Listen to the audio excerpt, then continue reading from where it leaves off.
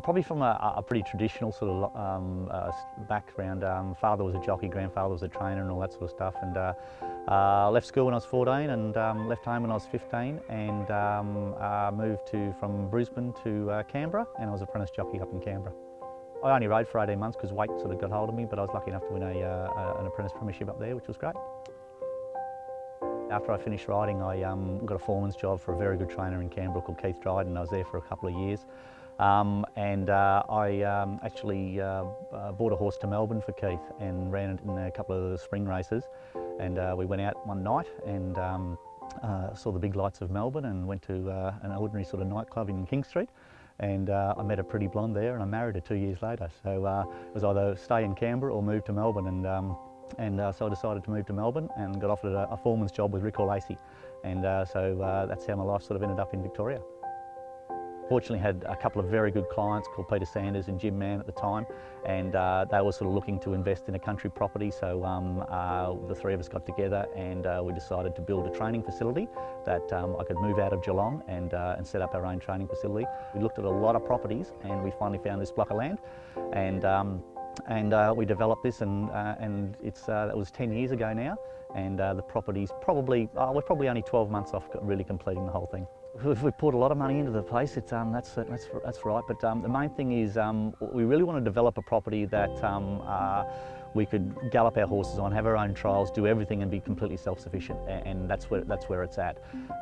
We're adamant, and I see interesting. I read the other thing that Chris Waller wants to build a big property outside in Sydney now, and the Ballarat sort of uphill gallop track has been very successful. And so that's what we really wanted to try and do, and gallop horses uphill in straight lines. And you know, the problem with racehorses is they break down. So if you can eliminate a lot of that, it's a big plus. So that's what we really try to develop a property where we can have a lot of different options. We can have, you know, horses in boxes. We can have them in yards. We can have them in small paddocks. We can have them in larger paddocks. Absolutely everything. We've got the 13th beach just down the road, so if we want to take a horse to the beach, it's only 15 minutes. Everything that we need to train a racehorse and to get different types of horses is here, and that's where we've finally developed that. It's a hard thing to keep passionate about racing because it's I've been doing this a long time, and we're very lucky enough to have a horse called Sartorius go to the Melbourne Cup, and for a small stable like ours to have a horse run in a Melbourne Cup is quite phenomenal.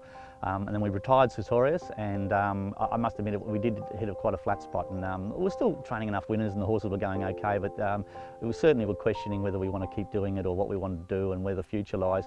And my son come on board, and it's just rejuvenated everybody. And I've gone through, certainly even my wife, she's sort of, you know, she's very keen on the business, and she's onto the Instagram and all that sort of stuff, and promoting the stable as best we can.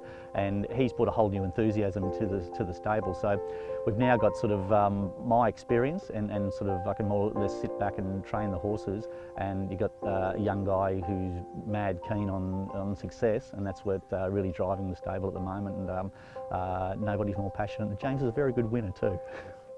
We've sort of had a real breakout year this year, you know, but you know, there's a lot of things that people sort of say you've had a great year, what's going wrong?